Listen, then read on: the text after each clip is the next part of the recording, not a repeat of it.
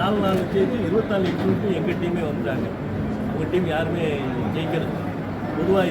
பொதுவாக நார்மலாக எலெக்ஷனில் இருந்தாங்கன்னா 2 டீம் இருந்தாங்கன்னா அது ஒரு 15 இது ஒரு 10 அப்படி தான் நார்மலாக இது வரைக்கும் வந்து வழக்கம்.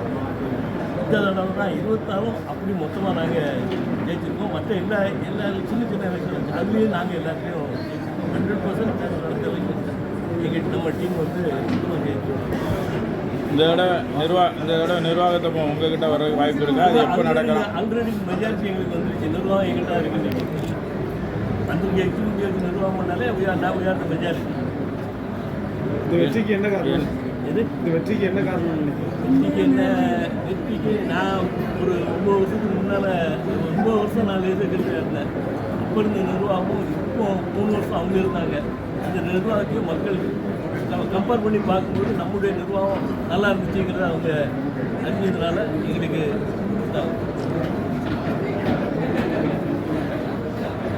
இப்போ என்னையிலேருந்து உங்கள் நிர்வாகம் முழுமையாக பொறுப்பு இருக்கும்? என்ன அது முறைப்படி என்றைக்கு நடக்கும்? டே செக்ரட்டரி எலெக்ஷன் 30ஆம் தேதி இருக்குது. வர்ற 30ஆம் தேதி அதில் நாங்கள் எலெக்ட் ஆகிடுவோம். 30ஆம் தேதியிலேருந்து எங்களுடைய நிர்வாகம் சமூக நிர்வாகம் அது வரைக்கும் ஜட்ஜிருந்து நடக்கும். இப்போ தேர்தல் அவங்க கரெக்டாக நடத்திருக்காங்களா? அப்படி ஓய்வு பெற்ற நீதிபதி தலைமையிலான இந்த முழு அமைச்சர் நிர்வாகத்தை கரெக்டாக நடத்திருக்காங்க. எங்களுக்கு சாதமாச்சு இல்லை, அவங்களுக்கு சாதமாச்சு எல்லாம் கரெக்ட். அவங்களும் விட்டல ஒவ்வொரு ஓட்டு கவுண்டிங்கும் அவங்களும் டெல்லர் வச்சுருந்தாங்க, நாங்களும் டெல்லர் வச்சுருந்தோம், ஜட்ஜும் டெல்லர் வச்சுருந்தாரு. எல்லாருமே இருந்து கரெக்டாக கவுண்ட் பண்ணி கரெக்டாக நடத்துறாங்க. ஆனால் எதிர்த்தரப்பு வந்து தொடர்ச்சியாக நீதிபதி வந்து ஒருதலை பட்சமாக தேர்தல் நடத்துகிறாங்கன்னு சொல்லி ஒரு குற்றச்சாட்டை முன் வச்சுட்டே இருக்காங்க. நீதிபதிக்கு ஓட்டு போட போகிறதில்ல, மக்கள் தான் ஓட்டு போட்டாங்க, மெம்பர்ஸ் தான் ஓட்டு போட்டாங்க. அதான் தேர்ந்தெடுக்க நீதிபதி என்ன தேர்ந்தெடுக்க முடியாது. போன முறை உங்கள் பீரியடில் 17-18 நேஷனல் ஸ்கூலில் டீச்சர்ஸ்லாம் வந்து சேலரி மட்டும் படிச்சாங்க. அவங்க பார்த்தீங்கன்னா அப்புறம் லேட்டாக ஒரு வருஷம் மட்டும் அப்ளை பண்ண மாதிரி சாப்பிட்டு வச்சு கரெக்டாக சீனியாரிட்டி படி போட்டுருக்கோம். நாங்கள் சீனியாரிட்டி படி யார் முதல்ல கரெக்டாக அப்ளை பண்ணுவோம். அது அவங்க ஒரு 5 வருஷம் தான் சர்வீஸ் கட்டாச்சு சேலரியில் வச்சு திரும்ப கிடைக்கல. அவங்களுக்கு வந்து சர்வீஸ் கட்டாச்சு சேலரி இல்லாமல் வச்சு ஒரு 2 வருஷம் லாஸ்ட் சேலரி கவர்மெண்ட்டில் அப்ரூவ் ஆகாமல் பின்னால் அப்ரூவ் ஆகிடுச்சு. திரும்ப அந்த சர்வீஸில் கிடைக்கிற வாய்ப்பு இருக்குது. அவங்க எந்த டேட்டில் சம்பவம் வாங்கிட்டாங்கல்ல, அதனால் அந்த அப்ரூவ்மெண்ட் எந்த டேட்டில் அப்பாயின்மெண்ட் பழைய ஸ்டேஷன் சேலரி வாங்கிட்டாங்க. அதனால் ஆட்டோமேட்டிக்காக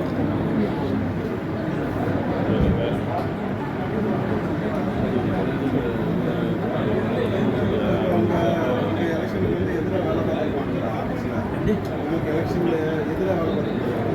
அவங்க வந்து நீங்கள் வந்து பதவியில் வரும்போது எதிரான நடவடிக்கை தேவை. நம்ம சிறந்த நிர்வாகத்தை நம்ம பண்ணாலே அவங்க மேலே நடவடிக்கை எடுக்கணுங்கிற அவசியம் இல்லை. 3 வருஷ காலத்தில் பல்வேறு குற்றச்சாட்டு ஃபைனான்ஷியலி அலிகேஷன் இருந்துச்சுன்னா இந்த கமிட்டி பார்ப்பாங்க. மற்றபடி தனிப்பட்ட முறையில் நம்ம யார் மேலேயும் நம்ம பழிவாங்க நிர்வாகம் நம்ம நிர்வாகத்தை உறுதியாக பண்ணணும், நேர்மையாக பண்ணணுங்கிறது தான். ஆனால் இப்போ அந்த கட்டடம் கட்டினதில் பெரிய முறைகேடு நடந்துன்னு சொல்லி நம்ம குற்றச்சாட்டு சொல்லியிருந்தோம். இப்போ நம்ம பொறுப்புக்கு வந்தாச்சுன்னா அதை இப்போ முழுசாக விசாரணை பண்ணி அவங்க மேலே நடவடிக்கை எடுக்கிறதுக்கான முயற்சி எடுப்போமா? ஏற்கனவே ஜட்ஜி அதை விசாரணை பண்ணி ஒரு பிடபிள்யூ இன்ஜினியர் வச்சு என்ன வேலை நடந்திருக்கு, என்ன பணம் வாங்கியிருக்காங்க, அந்த இதெல்லாம் சர்டிஃபிகேட்டு ஜட்ஜி தான் நடவடிக்கை எடுத்துருக்காரு. நாங்கள் அவங்க ஜட்ஜி அவங்களுக்கு சப்போர்ட் பண்ணுறாங்கன்னு காரணமே அவர் அதை விசாரித்து அவங்க எவ்வளவு 13.5 கோடி ரூபா எடுத்துருக்காங்க, வேலை 4.5 கோடி ரூபாய்க்கு தான் நடந்திருக்குங்கிறத பிடபிள்யூ இன்ஜினியர் சர்டிஃபிகேட். அந்த சர்டிஃபிகேட்டை ஜட்ஜி வந்து கோர்ட்டில் சப்மிட் பண்ணியிருக்காங்க. ரெக்கார்டாக அந்த கோர்ட் பண்ணுறோம். அதனால் கோர்ட்டு நடவடிக்கை எப்படி வருதுங்கிறத பார்த்து செய்யணும். சரிண்ணா. இப்போ வெற்றி பெற்ற பிறகு என்னைக்கு பதவி இருப்பாங்க? இன்னைக்கு 30ஆம் தேதி அன்னைக்கு இந்த தேர்தலுக்கு முன்னால் வந்து 70% பேர் எங்களுக்கு ஆதரவாக தான் இருக்காங்க. ஒரு சிலர் மட்டும்தான் உங்கள் தரப்பில் வந்து இந்த பிரச்சனையை திரும்ப பண்ணிக்கிட்டே இருக்காங்க, தவறான பாதை திசை திருப்புறாங்கிற மாதிரி குற்றச்சாட்டு வச்சுக்கிட்டே இருந்தாங்க. இப்போ இந்த தேர்தலில் வந்து அவங்க மொத்தமாக இல்லாமல் போயிருக்கிறாங்க. அவங்க எல்லா பதவிகளுக்குமே அவங்க போட்டி போட்டு தான் தோற்றுருக்காங்களா? ஆமாம், எல்லா பதவிக்குமே போட்டு சில கவர்மெண்ட்டில் எக்ஸிக்யூட்டிவ் 4 எக்ஸிக்யூட்டிவ் போடணும். கவுன்சிலுக்கு ஒரு செக்ரட்டரி, எல்லா கவுன்சிலும் அவங்களால கேண்டிடேட்டே போட முடியும். கேண்டிடேட்டே போடாமல் அண்ணா போஸ்டிங்கில் ஒரு ஆறு எக்ஸிக்யூட்டிவ் வந்து எனக்கு அண்ணா போஸ்ட்டாக வந்துருக்கு, அவங்களால கேண்டிடேட் போட முடியாது. இப்போ திருமண்டல வரலாற்றில் இதே மாதிரியான 6 சபைகள் போய் முழுமையாக வச்சு பெற்றதுன்னு ஏதாவது திருமண்டல வரலாற்று முக்கியமாக நார்மலாக திருநெல்வேலி டைசனாக இருக்கும்போது இருந்திருக்கா இல்லை அப்பவும் கிடையாது?